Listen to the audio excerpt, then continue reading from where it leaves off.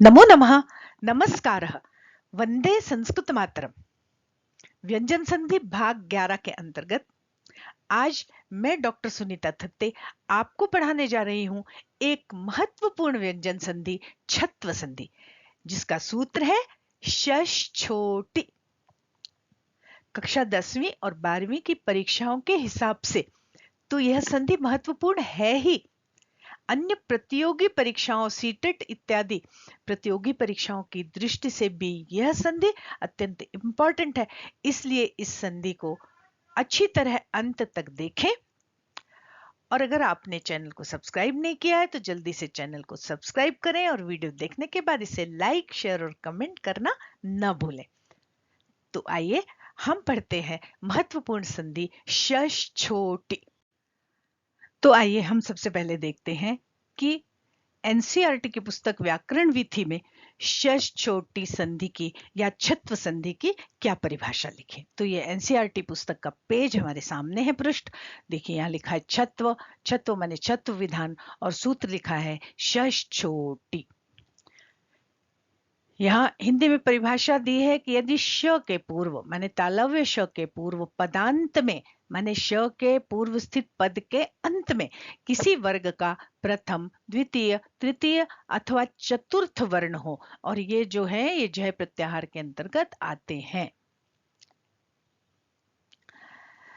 या र ल व अथवा ह हो तो श के स्थान पर छ हो जाता है। देखिए, ये तो देखिए आपकी श के स्थान पर छ होता है। ये भी देखिए यहाँ पर कि प्रथम, द्वितीय, तृतीय अथवा चतुर्थ वर्ण हो श के पूर्व में। पर यहाँ ये जो बात लिखी है ये थोड़ी सही नहीं है, या नहीं है। मतलब या तो प्रथम, द्वितीय, तृतीय, चतुर्थ वर्ण हो, या य ल र ल व और ह हो, ऐसा नहीं है। यहाँ है कि पूर्व में तो हो प्रथम, द्वितीय, तृतीय वर्ण, और पश्चात क्या हो वो भी केवल इतने अक्षर नहीं है। तो आइए हम अगली साइड में सूत्र शैली में इस संधि को बहुत अच्छी तरह देखेंगे। अभी इस पृष्ठ का हम अवलोकन कर लें तो कह रहे हैं श के स्थान पर छ हो जाता है, और ये स्थिति बिल्कुल गलत है। कह रहे हैं, यहाँ पर उदाहरण दे रहे हैं दो, एतत् धन शोभनम। तो देखिए, ये शोभनम जो है ये वर्ग के प्रथम वर्ण के बाद आया शोभनम, और इस श की जगह पर छ हो गया। इस त की जगह पर भी च होना है, जो हमने पूर्व में संधियां पढ़ी हैं उन सूत्रों के हिसाब से। और यहाँ शब्द बना हमारा, संधि बनकर शब्द बना एतच्छोभनम। एतच्छोभनम या तत् धन श्रुत्वा। श्रुत्वा में भी श और र है, मतलब शुरू में तालव्य श ही है। तो त के बाद श आया, माने प्रथम वर्ण के बाद श आया और फिर उ आया। तो ये च त जो है च में बदला है सोच चुनासु से, और ये श की जगह पर छ हो गया। और हमारा संधि करने के बाद पद बना है तच्छ्रुत्वा और एतच्छोभनम। पर ये इतना देख करके अभी बात आप लोगों के समझ में नहीं आई होगी, ये मुझे अच्छी तरह मालूम है। तो आइए अब हम सूत्र शैली में इस संधि को पढ़ते हैं। एक बात और यहाँ पर मैं कहना चाह रही हूँ कि यहाँ केवल त के ही उदाहरण दिए हैं। यहाँ देखिए, जो हमारी परिभाषा उसमें लिखा है किसी भी वर्ग का। किसी भी वर्ग का मतलब कवर्ग, चवर्ग, टवर्ग, तवर्ग, पवर्ग, पांचों वर्गों में से किसी भी वर्ग का पहला, दूसरा, तीसरा, चौथा वर्ण हो। पर प्रायः शश छोटी संधि के उदाहरण केवल त के साथ ही मिलते हैं, और पुस्तकों में भी ऐसे ही मिलते हैं। तो यहाँ मैंने प्रयास किया है कि आपको सारे वर्गों का कम से कम एक एक उदाहरण आपके सामने प्रस्तुत करूं। तो अगर आपको ये संधि अच्छे से समझनी है, प्रतियोगी परीक्षाओं के हिसाब से आपको अगर उन महत्वपूर्ण पदों को भी जानना है, तो इस वीडियो पर अंत तक बने रहें और इसको ध्यान से सुने, तो आपको शश छोटी संधि बहुत अच्छी तरह समझ में आएगी। तो आइए अब हम सूत्र शैली में पढ़ते हैं शश छोटी संधि। ये छत्व संधि का सूत्र है शश छोटी, और इसका अगर हमने संधि विच्छेद किया सूत्र का, तो स्थिति बनती है शह छह अटि। अब यहाँ पर संगीतायाम और पूर्वत्रा सिद्धम की अनुवृत्ति तो आती ही है, पर संधि का अर्थ करने की दृष्टि से हम यहाँ पर दो अनुवृत्तियां बहुत महत्वपूर्ण है, एक झयः और एक अन्यतरस्याम। इन दोनों अनुवृत्तियों के अलावा हमारी संधि की परिभाषा पूरी हो ही नहीं सकती। तो ये दो अनुवृत्तियां आई और हमने अन्वय के सहित इन अनुवृत्तियों को ग्रहण किया, तो हमारे पास ये संधि की परिभाषा आ गई, शश छोटी संधि की, छत्व संधि की, कि झयः, ये झयः और अन्यतरस्याम, झयः और अन्यतरस्याम, ये दो पदों की अनुवृत्ति आई। और ये शह छह अटी, इसमें हमने अन्वय किया, ये अटी को पहले ले लिया, तो हमारी पूरी परिभाषा बनी कि झयः शह अटी छह अन्यतरस्याम। अब हम इसके एक एक पद का अर्थ करते हैं, तब आपको यह सूत्र अच्छे से समझ में आएगा। तो देखिए, झयः, झय के परे, झय प्रत्याहार के वर्णों के बाद आने वाले शह, आने वाले श का अटी, माने अट प्रत्याहार परे रहने पर, माने अट प्रत्याहार के वर्णों के परे रहने पर श का क्या हो जाता है, छह, छ हो जाता है। मतलब नियम कह रहा है कि श के स्थान पर छ हो जाता है। कब?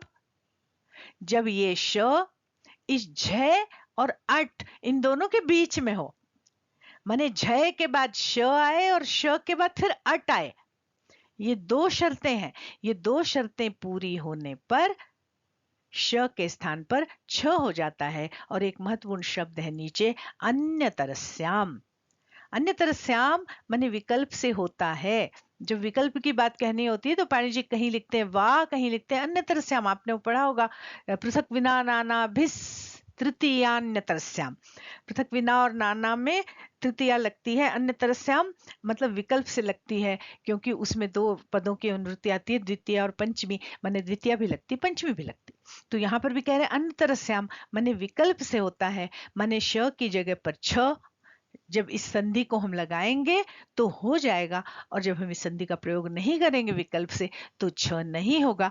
तो हम आगे के स्लाइड्स में इन दोनों स्थितियों को अच्छे से समझते हैं कि झय का परे रहना, झय का पूर्व में रहना मतलब क्या, और अट का बाद में रहना मतलब क्या। साथ ही हम ये भी जानेंगे कि झय प्रत्याहार के अंतर्गत कौन कौन से वर्ण आते हैं और अट प्रत्याहार के अंतर्गत कौन कौन से वर्ण आते हैं।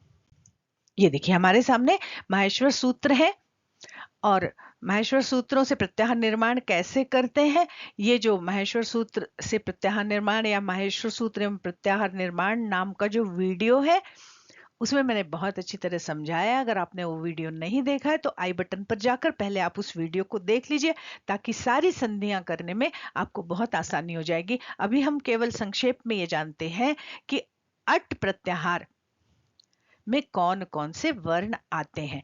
तो ये देखिए, आई उण ऋलृक एओंग आई औ झय वरट, इस अ से लेकर इस ट तक के सारे वर्ण आएंगे अट प्रत्याहार में। और फिर हम देखते हैं कि झय, झय प्रत्याहार में कौन कौन से वर्ण आते हैं। तो देखिए, झय यहां से शुरू होता है, ये झभय घड दश जब गड दश खफ छठ थ चट तव कपय। मतलब इस झ से लेकर के ये सारे वर्ण, केवल ये जो अंतिम इत्संज्ञक वर्ण इनको नहीं गिनते हैं, तो इस झ से लेकर इस य तक जितने भी वर्ण होंगे वो सारे आएंगे झय प्रत्याहार में। देखिए, ये देखिए, आयुन ऋलृक एओंग अयौ छाय वरट माने अ से ट तक के वर्ण, ये है अट प्रत्याहार, इस अ से इस ट तक। तो आप ध्यान से अगर देखेंगे तो देखिए, अ ई उ रील री, क्योंकि इनको तो गिनना ही नहीं है, अ ई उ रील री ए ओ आई औ माने सारे स्वर आ गए, और ह य व र, ये तीन अंतस्थ वर्ण और ये एक ऊष्म वर्ण, इतने वर्ण अट प्रत्याहार में आते हैं। और अब हम देखते हैं कि झय प्रत्याहार में कौन कौन से वर्ण आते हैं। तो देखिए, झ भ य घ ढ ध श ज ब ग ड द श ख फ छ ठ थ चट तव कपय श कपय, यहां तक तो हम देख रहे हैं क्रमशः। ये देखिए, झ भ घ ढ ध ये चतुर्थ वर्ण है, ज ब ग ड ध ये तृतीय वर्ण है, ख फ छ ठ थ ये द्वितीय वर्ण है और च ट त क प य ये प्रथम वर्ण है। ये अंतिम जो इत्संज्ञक वर्ण है इनको हम काट देंगे। तो हम यहाँ देख रहे हैं कि वर्ग के प्रथम, द्वितीय, तृतीय और चतुर्थ वर्ण। तो अब हमें पता चल गया कि अट प्रत्याहार में कौन कौन से वर्ण हैं और झय प्रत्याहार में कौन कौन से वर्ण हैं। तो अब हमारी परिभाषा बहुत आसानी से बनेगी। तो देखते हैं अगली स्लाइड में। अब हम पहले याद करें कि हमारा नियम क्या कह रहा है। नियम हमारा कह रहा है कि झय के परे माने झय प्रत्याहार के वर्णों के बाद यदि मतलब पहले पद में हो झय प्रत्याहार का वर्ण, पहले पद का अंतिम वर्ण झय प्रत्याहार का वर्ण हो, उसके बाद दूसरे पद में आए श और केवल श नहीं आए, उस श के बाद अट परे रहने पर माने श के बाद आए अट, ये वाली शर्त भी पूरी होना जरूरी है। श के बाद आए अट, तब जब ये स्थिति बनती है तो श की जगह पर छ हो जाता है। पर फिर भी कह रहे हैं विकल्प से होता है, माने हम चाहें तो करें और न चाहें तो न करें। तो देखिए दो शर्तें यहाँ पर बहुत जरूरी है। धन के पूर्व का जो पद है उसका अंतिम अक्षर होना चाहिए झय प्रत्याहार का कोई सा भी वर्ण, उसके बाद हो श और उसके बाद हो अट। तो अट माने क्या और झय माने क्या वो भी हमने देखा है ना। तो देखिए झय प्रत्याहार में आते हैं वर्ग के प्रथम, द्वितीय, तृतीय और चतुर्थ वर्ण और अट प्रत्याहार में आते हैं सारे स्वर और ह य व र। तो अब स्थिति क्या बनेगी कि झय प्लस श और श के तुरंत बाद अट प्रत्याहार का कोई वर्ण माने कोई सा भी स्वर या फिर ह या व र होगा तो इस श की जगह पर छ हो जाएगा। ये हमारा नियम कहता है। अब उस श की जगह ये होने के पहले श की जगह छ होने के पहले कुछ दूसरे नियम भी आएंगे जो झय प्रत्याहार को चर में बदल देंगे और फिर श की जगह छ होगा। तो इस पूरी प्रक्रिया को हम अच्छी तरह समझते हैं अगली स्लाइड में एक उदाहरण के साथ। तो देखिए यहाँ पर हमारे सामने शश छोटी संधि का एक उदाहरण आया, तद धन शिव। अब यहाँ जो अभी हमने परिभाषा पढ़ी उसकी दोनों शर्तें पूरी हो रही हैं। देखो इस शिव को यदि हमने देखा तो यहाँ शिव में श में ई की मात्रा है, श इव। अब देखिए इस श के तुरंत पहले है झय प्रत्याहार का वर्ण द, माने किसी भी वर्ग का प्रथम, द्वितीय, तृतीय, चतुर्थ वर्ण, तो ये तृतीय वर्ण है। और श के तुरंत बाद है ई, माने ई आता है अट प्रत्याहार में सारे स्वर और ह य व र। तो यहाँ पर सारे स्वर के अंतर्गत ये ई भी स्वर के अंतर्गत आती है। तो हमारी शश छोटी संधि की जो शर्तें हैं वो पूरी हो रही हैं कि श के ठीक पहले है झय प्रत्याहार का वर्ण और श के ठीक बाद है अट प्रत्याहार का वर्ण। तो इस श को छ में परिवर्तित होना है। पर संधि का नियम है कि इसके पहले जो सूत्र लगने हैं वो भी लगेंगे। वस्तुतः ये तत् था और फिर वो झलाम जशवंते से तत् की जगह पर तद हुआ। अब ये तद के बाद श आ रहा है तो छोटी संधि लगने के पहले यहाँ एक और नियम लगेगा जो आप लोग पहले पढ़ चुके हैं, स्तोहोश्चुनाश्चु, माने सकार और तवर्ग का शकार और चवर्ग से संपर्क होने पर वो शकार और चवर्ग में बदल जाते हैं। तो देखिए स्तु है और इसका संपर्क हो रहा है श्चु से, तो ये स्तु जो है श्चु में बदल गया और ये यहाँ पर त की जगह पर तवर्ग की जगह पर चवर्ग का वर्ण होगा। यथा संख्य त थ द है तो च छ ज हो गया। स्तोश्चुनाश्चु संधि भी यहाँ आई बटन पे लगी है और डिस्क्रिप्शन बॉक्स में भी है, आप जाकर विस्तार से संधि को भी देख सकते हैं।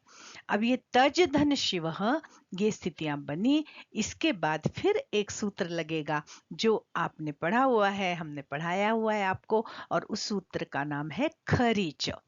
और उस खरीच सूत्र से इस तृतीय वर्ण को मतलब इस झल की जगह पर चर आदेश हो जाएगा और ज की जगह पर हो जाएगा च।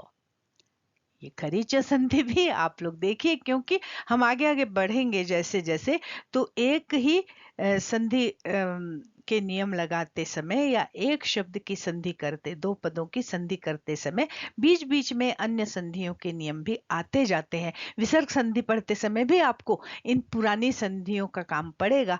इसलिए आप डिस्क्रिप्शन बॉक्स में जाकर सारी व्यंजन संधियों को और सारी स्वर संधियों को पहले अच्छी तरह देख लीजिए, उसके बाद क्रमशः एक एक एक एक संधि को देखिए।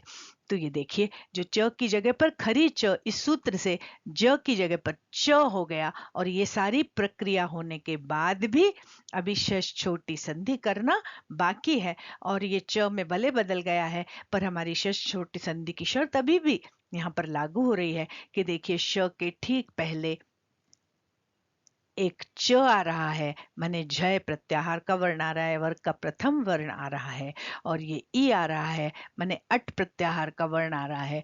तो इस श की जगह पर हो जाएगा छ, और स्थिति बनेगी तच छ और इव। ये किससे बनेगा?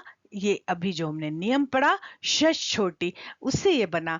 वो नियम कह रहा था कि यदि किसी भी श के पूर्व में, श के ठीक पूर्व अगर झय प्रत्याहार का वर्ण हो और श के ठीक बाद अगर अट प्रत्याहार का वर्ण हो, तो श की जगह पर छ हो जाता है।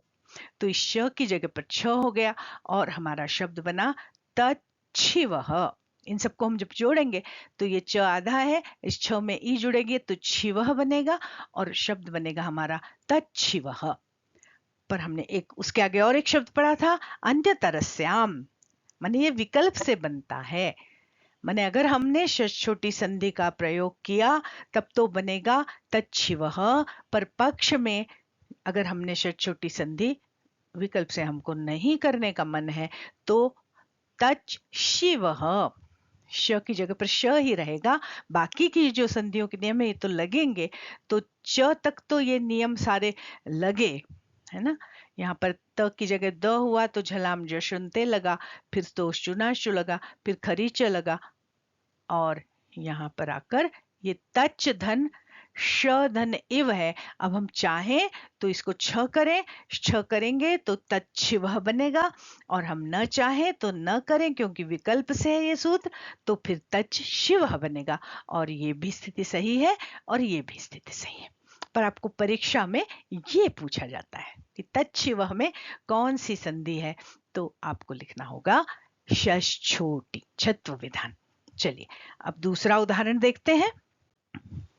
तत् श्रुत्वा, यहां पर जो आपको शुरू दिख रहा है वो वस्तुतः श, र और उ, इन तीन अक्षरों से मिलकर बना है शुरू, और यहाँ शश छोटी संधि जो है अपना काम कर रही है। यहाँ पर शर्त पूरी हो रही है कि देखिए, श के ठीक पहले ये झय प्रत्याहार का वर्ण है, और श के ठीक बाद ये र जो है अट प्रत्याहार का वर्ण है। ये वर्ग का प्रथम वर्ण है, झय में आता है वर्ग के प्रथम, दूसरे, तीसरे और चौथे वर्ण, तो ये प्रथम वर्ण है, तो ये झय प्रत्याहार का वर्ण है। और हमने देखा कि अट प्रत्याहार में सारे स्वर और ह, य, व, र, तो ये र जो है ये भी अट प्रत्याहार का वर्ण है। दोनों शर्तें पूरी हो रही हैं तो हमारी शश छोटी संधि यहाँ काम करेगी। पर शश छोटी नियम लगने के पहले जो दूसरे नियम हैं वो क्रमशः आएंगे उनकी संख्या के अनुसार। तो सबसे पहले यहाँ पर नियम लगेगा झलाम जशवंते, कि अंतिम झलों को जश आदेश हो जाता है। तो जो त था अंतिम झल था, तत् शब्द का त अंतिम झल था, तो उसको जश हो गया, माने तृतीय वर्ण हो गया, तो तत् की जगह हो गया तद। अब इसके बाद एक और संधि का नियम लगेगा। देखिए वही स्थिति है कि ये श आ रहा है, श्रुत्वा का श किसके संपर्क में आ रहा है? स्तु के संपर्क में आ रहा है। तो स्तु से जब शु मिलता है तो ये स्तु जो है शु में बदल जाता है। तो द के बाद श आया तो द को च वर्ग हो जाएगा, तो त थ द है तो च छ ज हो जाएगा। तो ये स्तु संधि भी आप लोग अच्छी तरह से देख लीजिएगा। तो तज धन श्रुत्वा बना। अब ये स्थिति बनी। अब क्या होगा कि एक सूत्र और आएगा, वो सूत्र है खरीच, और वो खरीच क्या करेगा, इस झल को चर कर देगा, मतलब तृतीय वर्ण की जगह पर यहाँ प्रथम वर्ण हो जाएगा। और हमारा अब जो स्थिति बनी वो बनी तच धन श्रुत्वा, और हम यहाँ देख रहे हैं कि अब शब्द षष्ठ छोटी संधि हमको यहाँ पर लागू करनी है और षष्ठ छोटी संधि के जो नियम है वो यहाँ पर लागू हो रहे हैं। तो देखिए तच का च, ये झय है, इसके बाद आ रहा है श और श के बाद आ रहा है अट प्रत्याहार, तो इस श की जगह हो जाएगा छ और हमारा शब्द बनेगा तच छ र उत्वा, सबको हम जोड़ेंगे तो बनेगा तच्छ्रुत्वा। तच्छ्रुत्वा ये षष्ठ छोटी संधि से बनेगा, पर ये विकल्प से लगती है चूंकि, इसलिए हम चाहें तो छ करें और चाहें तो न करें। तो जब हम नहीं करेंगे तो श्रुत्वा रहेगा और जब हम करेंगे तो श्रुत्वा रहेगा। बाकी तच तो है, तो तच्छ्रुत्वा और तच्छ्रुत्वा दोनों स्थितियां बनेंगी और दोनों ही सही है। चलिए अब हमें एक उदाहरण और देखते हैं तक का। श्रीमत् शंकराचार्य, श्रीमत् शंकराचार्य विरचितम अमुक अमुक सूत्रम हम हमेशा पढ़ते हैं।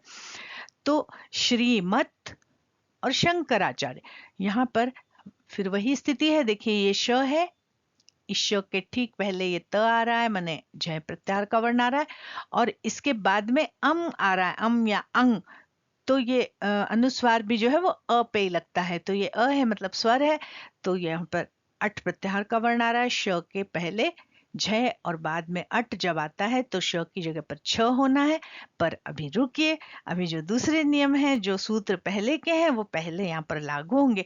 और जैसे अभी हमने बाकी दो शब्दों में हमने संधि के नियम लगाए थे, वही सारे नियम यहाँ फिर से लगेंगे कि श्रीमद शंकराचार्य, त को द हो जाएगा झलाम जशंते से, फिर द को स्तोष चुनाच चू से ज हो जाएगा, फिर इस ज को खरी च से च हो जाएगा, और फिर ये स्थिति बनी श्रीमच्च शंकराचार्य। अब अभी विशेष छोटी का नियम लगना है। अब इस श के ठीक पहले ये देखिए झय आ रहा है और बाद में अट आ रहा है, तो इस श की जगह पर विकल्प से होगा छ और स्थिति बनेगी श्रीमत् शंकराचार्य। और अगर हम विकल्प से पक्ष में न करना चाहें परिवर्तन, श को छ में न परिवर्तित करना चाहें तो श्रीमत् शंकराचार्य भी रूप बनेगा। तो ये दो स्थितियां बनेंगी, श्रीमत् शंकराचार्य और ये शंकराचार्य बनेगा, और या फिर श्रीमत् शंकराचार्य ये विकल्प से बनेगा, और ये दोनों ही स्थितियां सही हैं। अब मैंने जैसा कि आपको पूर्व में बोला था कि पुस्तकों में विभिन्न जगहों पर केवल त के उदाहरण ही प्रायः अधिक देखने को मिलते हैं, पर परीक्षा की दृष्टि से हमें अन्य वर्गों के उदाहरण देखना भी बहुत आवश्यक है। तो यहाँ पर हम थोड़े उन उदाहरणों को देखते हैं। हालांकि छोटी कक्षा के बच्चों के लिए इतना पर्याप्त है, च द और श का मेल है ना, तच्छ्रुत्वा तच्छिव श्रीमद शंकराचार्य इत्यादि। पर 12th के बच्चों के लिए और प्रतियोगी परीक्षा के बच्चों के लिए इसके अन्य उदाहरण माने अन्य वर्ग के शब्दों का भी हम एक एक उदाहरण देखते हैं। देखिए हमने अभी त का तवर्ग का उच्चारण देख लिया, एक उदाहरण और तवर्ग से ही आया है, सुहृद धन शेते। वही स्थिति बनी, द को हुआ स्तोष चुनाच चू से ज, फिर ज को हुआ खरी च से च, और फिर च के आगे श आ रहा है, तो उस श की जगह पर हो गया षष्ठ छोटी से छ और हमारा शब्द बना सुहृच्छेते, और विकल्प से बनेगा सुहृच्छेते, माने छ भी बनेगा और छ भी बनेगा। चलिए अगला उदाहरण देखिए, चवर्ग का वाच धन शुद्धि। अब यहाँ पर एक सूत्र आता है चोहकु, अभी वो सूत्र आपके कोर्स में नहीं है, उसको देखने की जरूरत नहीं है, पर इतना जान ले कि चू की जगह पर कु हो गया और हमारा शब्द बना वाक। च की जगह क हो गया वाक धन शुद्धि। अब ये चोहकु सूत्र से, अब इस क की जगह पर झलाम जशंते से हो गया ग, माने प्रथम वर्ण की जगह हो गया तृतीय वर्ण, और फिर वही स्थिति आई कि झलाम जशंते ने तो तीसरा किया और फिर से खरी च आया, तो खरी च ने फिर पहला कर दिया, फिर वही स्थिति बनी वाक धन शुद्धि। और अब यहाँ पर ष छोटी संधि काम करेगी, तो ये श जो है ये छ में बदल जाएगा, क्योंकि श के ठीक बाद है उ और श के ठीक पहले है च। मतलब श के पहले है ये झय प्रत्याहार का वर्ण और श के बाद ये जो उ आ रहा है वो है अट प्रत्याहार का वर्ण। तो ये श छ में बदल जाएगा और हमारी स्थिति बनेगी वाक धन क्षुद्धि। श की जगह छ हो गया तो शुद्धि की जगह क्षुद्धि हो जाएगा, वाक क्षुद्धि। और पक्ष में वाक शुद्धि भी बनेगा।